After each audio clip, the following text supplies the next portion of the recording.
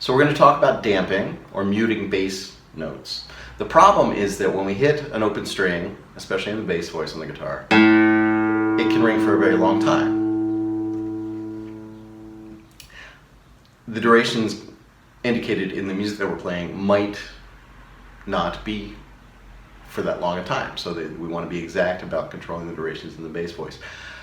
Another concern is that by allowing bass notes to ring without stopping them, we tend to obscure harmonic changes. So for example, if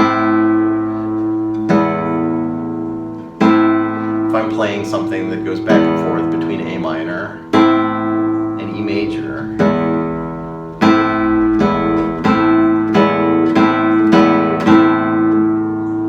and I just allow both of those strings to ring over one another, it doesn't sound as clean as it might if I were to stop them.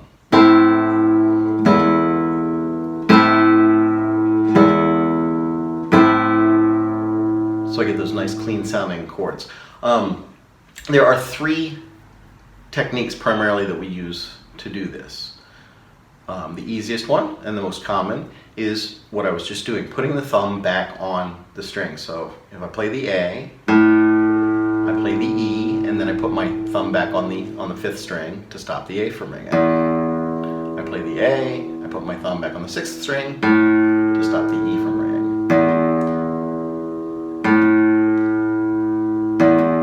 And in that manner, you only hear one note at a time. Whereas if I were not to do that, this is what you would end up with.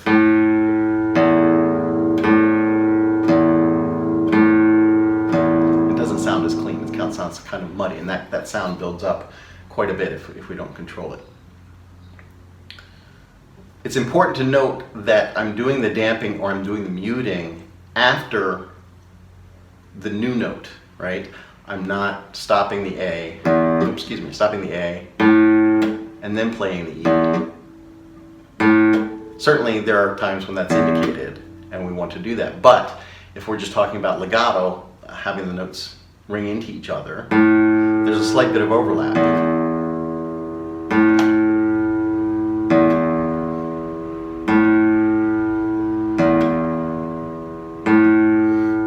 So you notice that as soon as I've played one note, I put my thumb on the other string to stop that.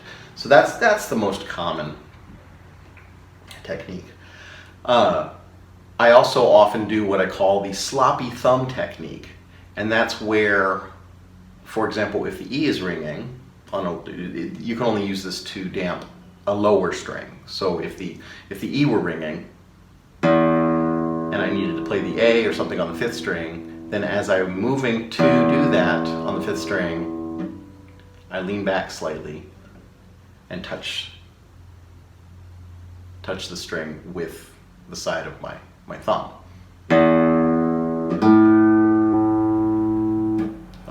I did both in that one, so. And the timing on that's a little touchier. You notice that I'm trying to make it simultaneous, not before. This is before, and you hear that gap. But if I can do it simultaneously with the stroke, then that works out really well. You do this in places where it's challenging to get the thumb back on the string because something else is happening.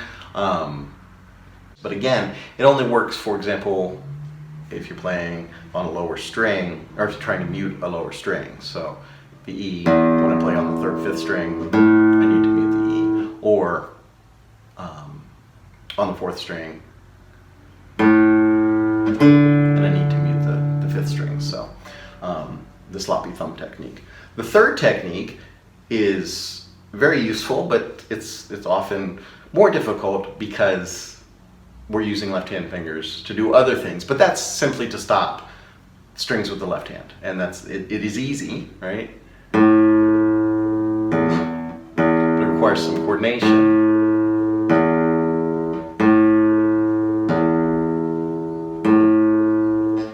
So I'm going back and forth here, different hands. Playing the A, play the E, stop the A with my left hand.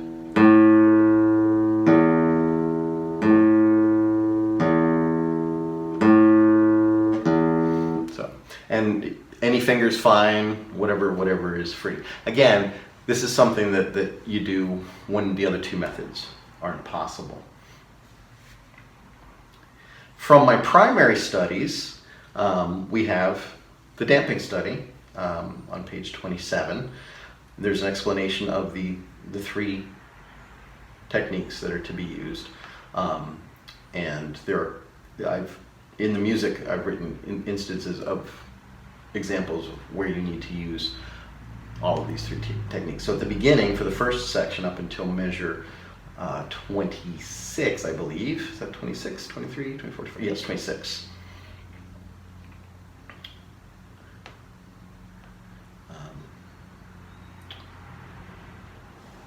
I'm going to use the standard technique of placing the thumb back on the string. It's exactly what I was just showing you.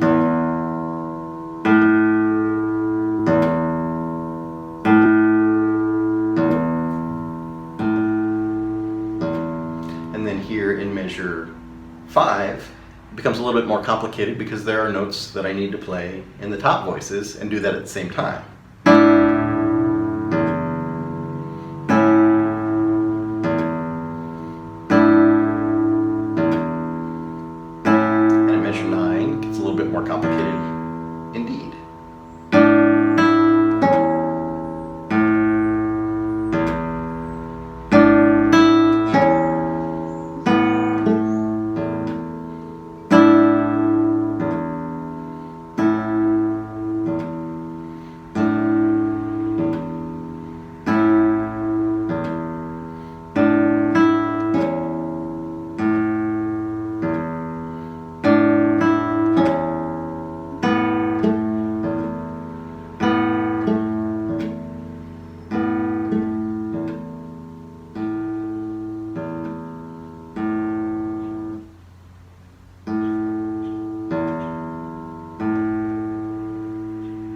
At the minimoso, we have staccatos. So I'm going to put my thumb back on the same string that I just played on.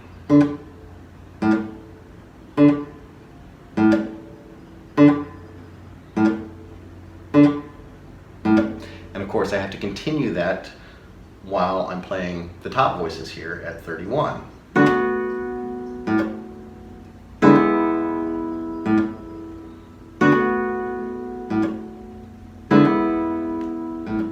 More complicated here.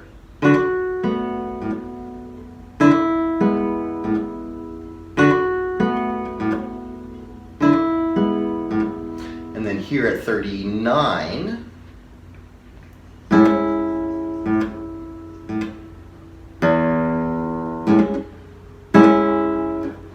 then at 39, I'm going to use the sloppy thumb technique to stop the low E while I go to play the downbeat of measure 40, or 41, because I'm busy stopping the A string for the staccato, I can't put my thumb back on the 6th string for that.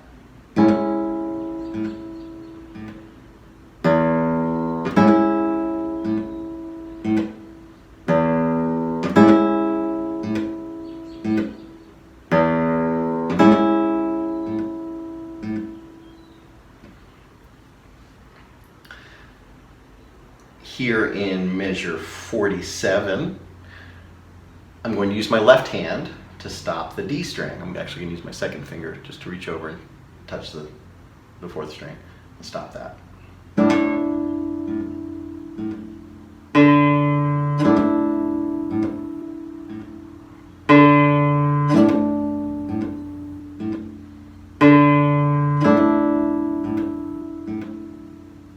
And then here, until the end of the piece, I'm putting my thumb back on the string I just played,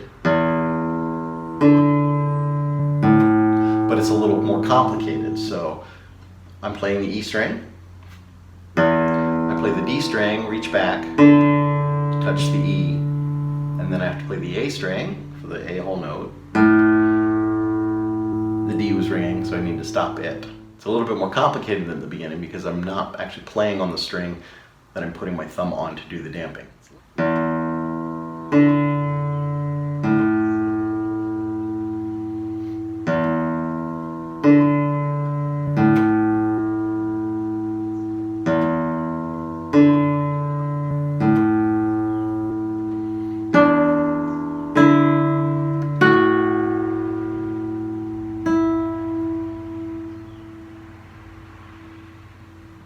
And if we put it all together, this is what we get.